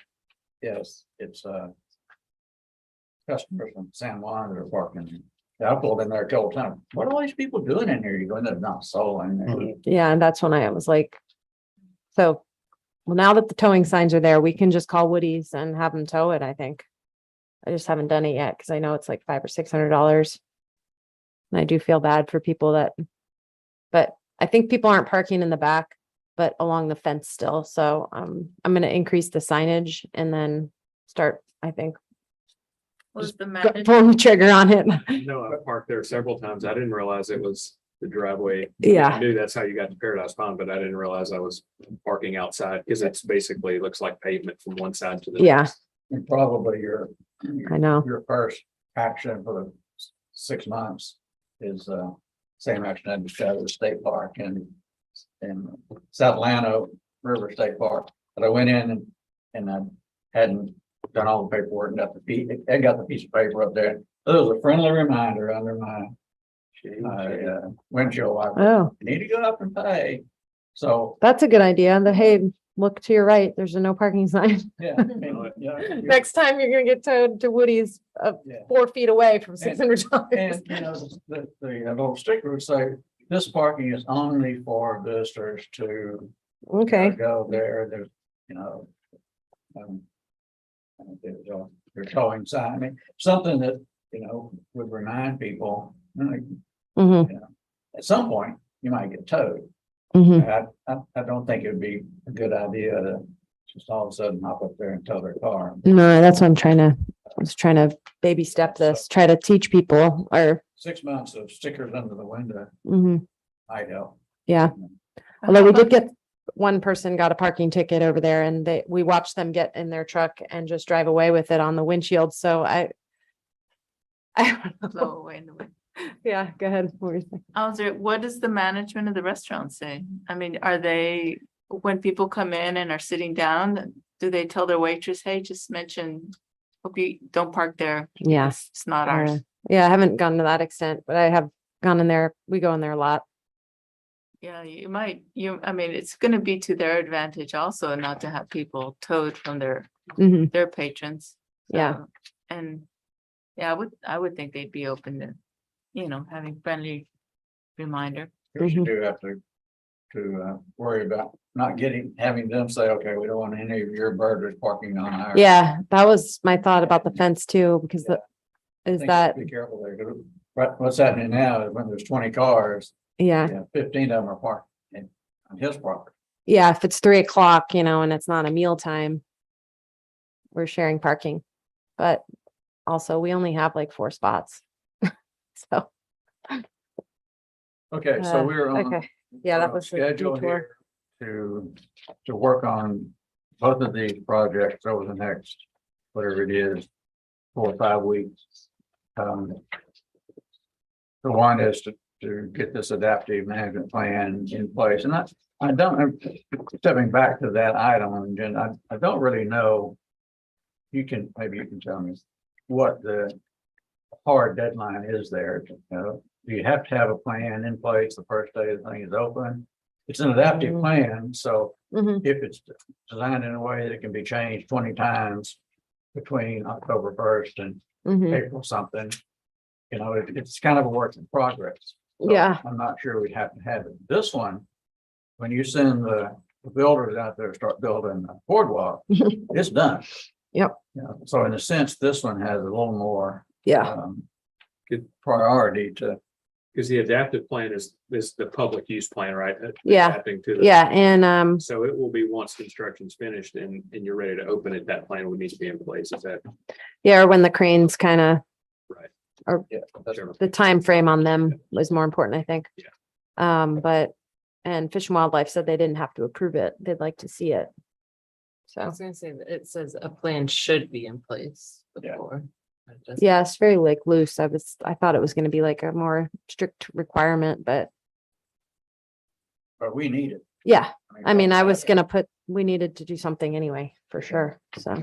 It may be something we work on as it goes and we learn more, but you know, we've got to have it. You can't Mhm. sort of wing it out there and Mhm. hope people do the right thing, because you know they don't.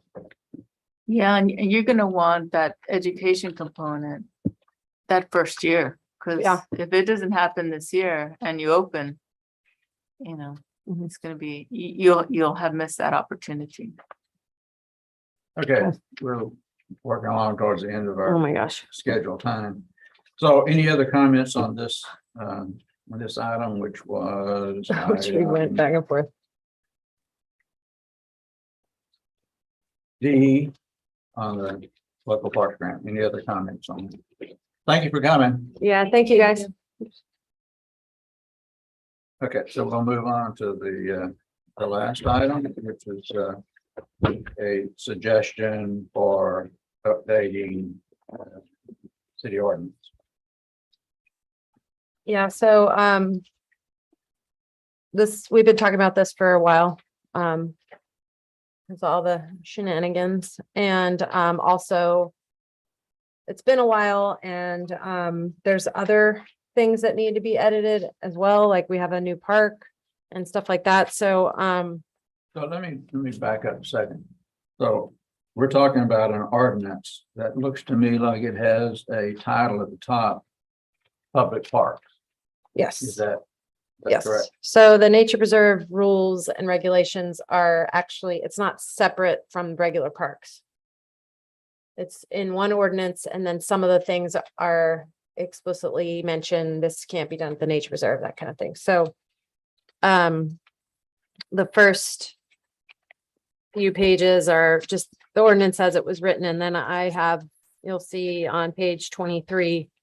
Some of the comments and suggestions just to kind of get started on where Colleen and I and some of the staff were thinking about changes that needed to be made. So, but I just wanted you to have without it. But then when this printed, the things that I crossed off did not cross off, so, oh, it did. Yeah, well, I don't see. Yeah, red line. right? I Oh, don't see notes. But you okay. have little comment things that say there's a comment there. Yeah, so I did write those in on my copy because I was like, that didn't come out on the thing, so I can, that wasn't the best way, but I guess if you looked at it digitally. So, but so a big part of so this ordinance is pretty good, you know, the rules and regulations are for the most part good, you know, people are just not following them. We're trying to increase our signage related to that. I'm trying to work with the police department and the court. We already talked about that. So, but if this is more clear, I feel like then it could be more easily enforced. And so that was some of that. One other thing I wanted to mention was I did create a flyer with the rules. And that supposedly went to all short-term rentals in Port Aransas, and they're supposed to put it in their book that they provide to the people. I don't know if anyone reads that book. But it's there, you know, some people that rule followers get in there and they're like, when's the trash go out? And, oh, there's a nature preserve, that kind of thing. But, so I'm trying to get the word out. What were you saying?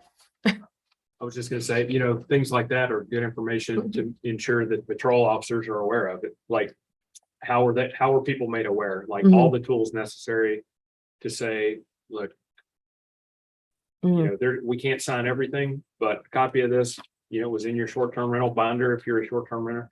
It's like every tool that's available to say there's a sign posted there, there's a web page, there's, Facebook post, like everything that basically gives them the tools to say, you should have known better and you're not getting out of this one. Right. So another thing related to that with the officers is, for example, I keep referring to Paula's neighborhood because those are people that are right up against the preserve. There's no fence. I think we put a few signs up on posts. But the officers get there and they go, well, I don't know where the preserve starts.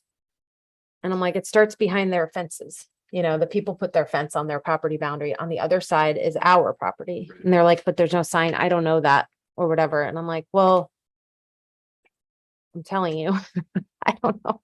So anyway, if we put our own fencing up that has signs that says nature preserve boundary, they said that would be better. So. Have you had a meeting with the police department or tried to make a presentation on the challenges and just had a roll call meeting and said, look, I'd like to get, that's a it good may idea. take you several shifts to get everybody in the same room, but Okay. just to make a presentation and talk about, hey, here are the boundaries, here are common challenges, basically briefing them on, please stay aware, please help us out. These are the reasons why, because a lot of times, they're gonna look at it and give the violator the benefit of the doubt if they have the same question in their own head Mhm. and they don't have the background information to say, why is this important? Yeah, that would be good. I mean, maybe after, if we have changes to the ordinance, maybe that would be a good time to do that. I hadn't thought about that. I've met with chief and lieutenant many times, and I've talked to the officers that respond, but that's about it. So.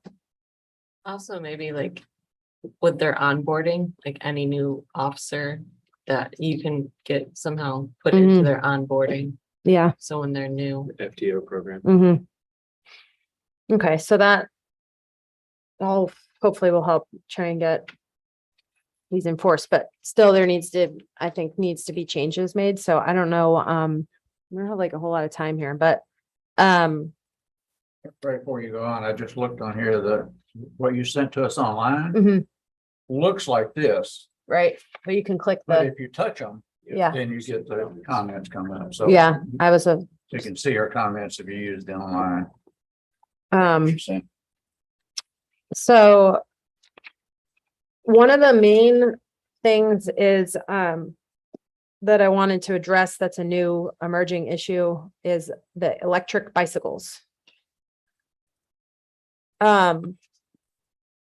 So I have included in here, just for your information, you don't need to read it, but the transportation code, because I was told that we can't regulate electric bicycles, but you can if it's on a trail that doesn't allow motorized vehicles. So that's included in here that you don't, I just wanted to put that info in there because that's what I was told, and I looked into it and that was not right. And so, and then I found some info about Parks and Wildlife, and they don't allow, their website says e-bikes are allowed on public roadways, but not on park trails. I was just in Colorado. A lot of the trails said no e-bikes, like everybody's seeing this issue, I think. So we're actually in the process of amending that Ugh. to allow certain types of e-bikes. Okay. There are different types, some that are pedal assist only. Mhm. And some Yeah, there's that operate all classes. the way up to almost like motorcycles, doesn't require any human power. So we are slow adopters, but we are also looking at that change. So you might allow like class 1 or something. Correct. Okay. Yeah. See, we I would, restrict it by class, and a lot of that has to do with danger to people. The ability to not have to pedal can put you way further out on a trail system. And then should something mechanically fail, Right. you're physically incapable of getting back because you relied strictly on battery power. yeah, And so there's some hesitation, to adopting it, across the board, that speed, conflicts on the trail system with other user group, so user conflict of equestrian riders, or depending on where you're at in the state, or simply hikers coming around the corner at, 20 miles an hour, 30 miles an hour could be bad. So, yeah, but that is just just so you understand, Okay. we're looking at that as well. Yeah, so the reasons that the staff would like this to be considered is because of the speed. They're coming around, especially, we have that paved trail between the community park and the pavilion. When you get up on that hill by the bench where there's like big sunflowers and I mean, the people come and it's like, oh, people are just walking or jogging and it's just too fast on these little, it's only 6 feet wide. And then the disturbance to wildlife, if you're moving that fast, there is somebody who drives in there with one that actually has a loud motor, which is just, disruptive to your nature experience. So those are so I wouldn't just say e-bikes, like no motorized bicycles, but e-bikes included, because the police also told us that's not motorized. I'm like, it has a motor. I don't understand. So it needs to be, I think, called out, like, cause it's a new thing. Like it just came out of nowhere and they're everywhere. They're renting them everywhere. So that's, I don't know. So whatever your guys' opinions are, but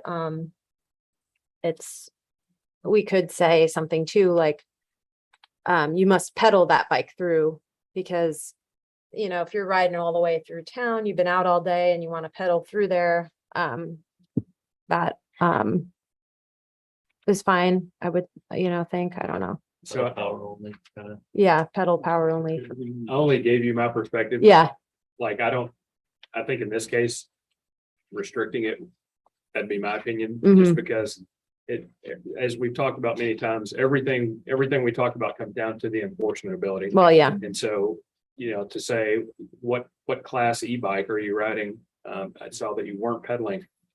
Or you were pedaling, it becomes too convoluted and because of the slippery slope that is, in this case, motorized vehicles, I would, I think the experience you're providing can be enjoyed in a standard pedal bicycle, where appropriate, and yeah, that's just my opinion. yeah. I mean, that was our thought too. It's not that far of a trail either, which what you're saying, that's concerning. Actually, some of those trails are really far in Yeah. state parks, but you can pedal through this part. I mean, it's a mile. Right. So So you're suggesting that no e-bikes of any kind be allowed on the trail? Just because I think it would be hard to separate the type of e-bike.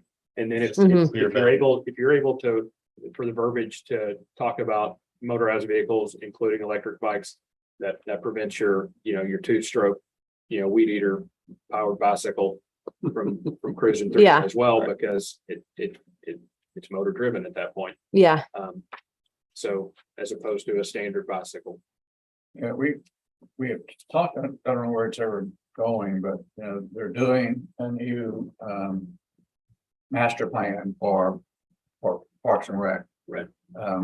And that's getting a lot of nature preserve information integrated into that. And so for the Parks and Rec master plan, it would be all of these opportunities for bicycle trails. And I'm on one of the advisory committees, and I've tried to, I'm a voice in the wilderness, I think, but I've tried to get them to think about having bicycle trails or where bicycles can ride easily and not using all the park trails as bicycle trails. And certainly not e-bike trails. yeah. So I have added in the general rules if you can click on the little deal, the comment, I was suggesting, What they, page 24. Adding a rule saying bicycles are allowed on trails and boardwalks except where posted. Bicycles must be walked through the birding center and Paradise Pond boardwalks, because now that we're connecting all these trails, I mean, a lot of people are going to want to ride their bikes. I mean, but I don't want them riding their bike through the birding center where there's always a bunch of people. But they're going to have to get through there somehow with their bicycle. They're gonna have to walk it through. So that was my suggestion, but that gives us wiggle room to say no bicycles in other areas too, if we post it. But, If you're on page 25, you're basically saying bicycle Oops. it's set about are prohibited in the Annabelle and Paradise Palm Boardwalks and other trails as posted. Yeah. oh yeah, okay, that's right. I Which think is why maybe, I agree with that completely, but that's Yeah. under the prohibition. Mhm. So they can't even walk a bicycle through Paradise Palm and Annabelle okay, if we have that there, yeah. if that's in, there, which is okay by me, but. I know, well, these were just my notes, but yeah, that's true, because You could just spin the Paradise Pond into a separate bullet, like walking through instead of riding. But what that would mean, if it's left like this, what Rick is saying, is you essentially be requiring people to walk their bicycle from San Juan's to the apartments on 361. Can't ride though, any, I mean, oh. Wait, what are you saying? well, I mean, this is, it says, well, it says other trails and stuff, but I'm reading this number 8, is that what you're talking about? Yeah. Mhm. So it's prohibiting bicycle, skateboards, in the Annabelle and Paradise Pond Boardwalk or other trails that's posted. Mhm. And the Annabelle Turnbull Boardwalk, where does that end? Mhm. Does it end where the sidewalk starts right at the end of the grate, or does it end over here? Does it end over there? And as posted, I mean, that sidewalk's about Well, the front of, wide, somebody goes riding along their bicycle, you have to get off in the sand. mhm. Well, yeah, so the front of Birding Center and the boardwalk, I don't think anyone should be riding their bike through there. The only reason I think we have to say that people can walk their bikes through there is because if you start out on 361 and you take your bike through the South Trail and you connect through to the Birding Center and you want to get into town or over to Charlie's pasture, we're trying to provide that connectivity. So, but personally, I used to ride my bike all the time on the South Trail 361. I live right across the street. So, I could see myself wanting to go all the way through the Birding Center and getting into town, or, just doing a loop through town kind of thing, go through the nature reserve. And so I wouldn't want to prevent someone from being able to do that when we're trying to connect the trails that they're always intended to have bikes on them, I think. So that was my thoughts on that. But So you'd have to walk them through Turnbull and yeah, Paradise Pond. If you were connected. if you're connecting through. Or you send people out through the neighborhood. Out to the Port Street. You get on that. Yeah, so Paradise Pond, maybe we could say no, but like the Birding Center, if you come off a mile from 361 to the back, there's no way. You have to turn around. You'd have to turn around unless you could walk it through there. Yeah. We have a bike rack in the front. So if you arrive right now at the Birding Center, you can lock your bike up there and go out there. But once it's connecting through and if you want to get through there, there might be some bikes coming through. So another issue that things are really connected. I mean, this is a new ordinance. So you're putting something in an ordinance that is really fixed. It's hard to change an ordinance. Mhm. But we also have this adaptive management plan for what goes on the exact same trails we're talking about now. And regardless of what this ordinance says, we seem to be sort of reserving the authority to close it. Mhm. I mean, it says you have to walk it here, you don't have to walk it there. And Yeah. we're saying with our adaptive management plan, we just put up a gate, you can't go there. Mhm. Whether you're walking, riding, whatever you're doing. I mean, so there's a temporary solution to the issues there, but Mhm. Maybe we need to put something in the ordinance or the rules saying that trails can be closed. I don't know. If there's a whooping crane nearby, these are the same trail systems, right? Yeah. So these are just the that general may need to rules. go in the ordinance that trails can be closed for.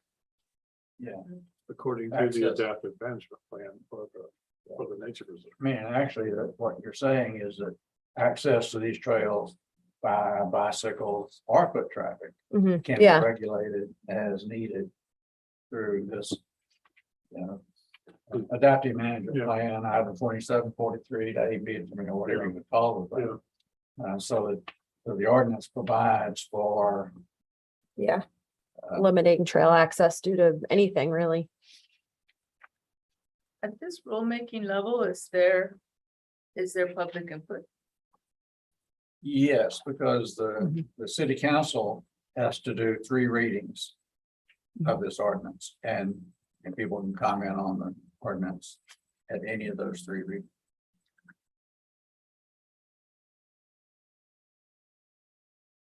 So the way I'm reading it is the way it currently reads, bicycles are prohibited at all park facilities unless otherwise noted. The red is, Well, My I'm just saying, notes. Okay. as it is now.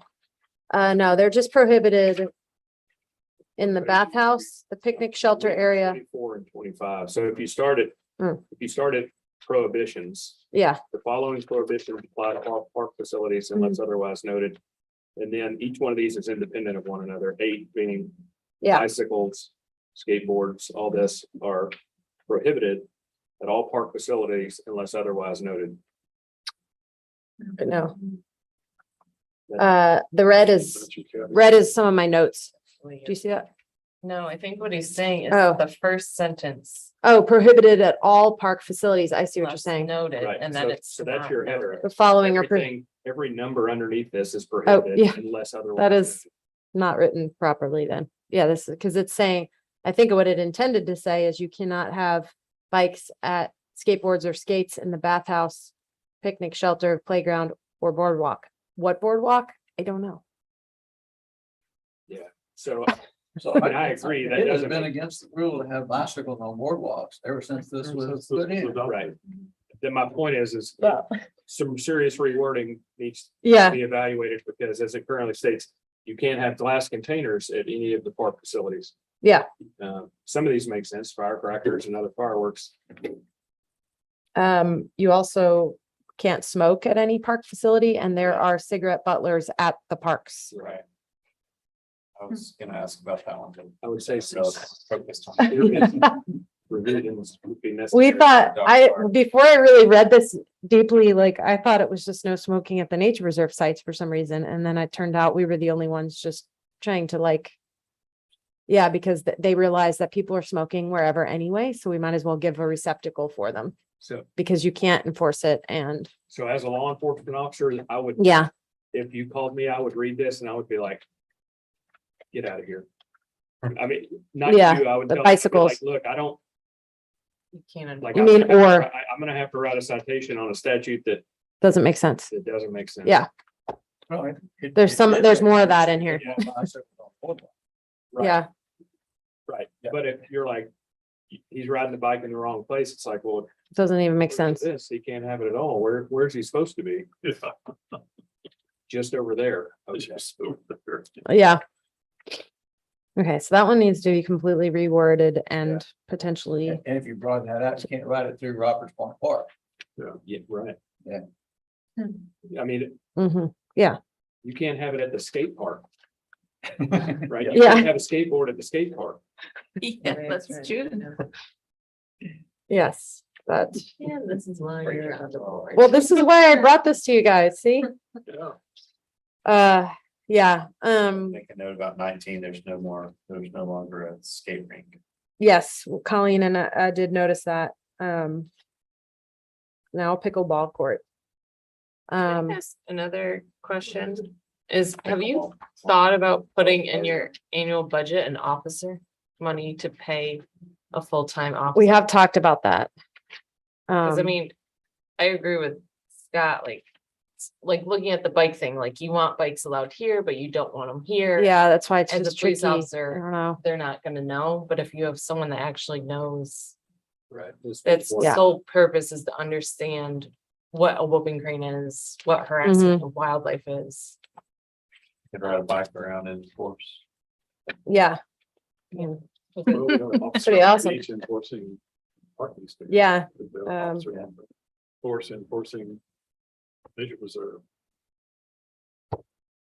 it's late for this year, but, Just, I mean, we have- Somebody Next enforcing year. all parks. Yeah. that's yeah. all- Parks, yeah. Just have to be nature preserve, but. we have talked about that, how nice it would be to have like the guy on the beach, that kind of. Focus on. Mhm. There are some cities, because I worked for one in college where they have citation authority, but they're not full Mhm. law enforcement. Yeah, that's like that guy on the beach. Right, so you might be able to tiptoe into that without going full law enforcement. Yeah. So that might, offer some savings and opportunity. All right, we're going over time.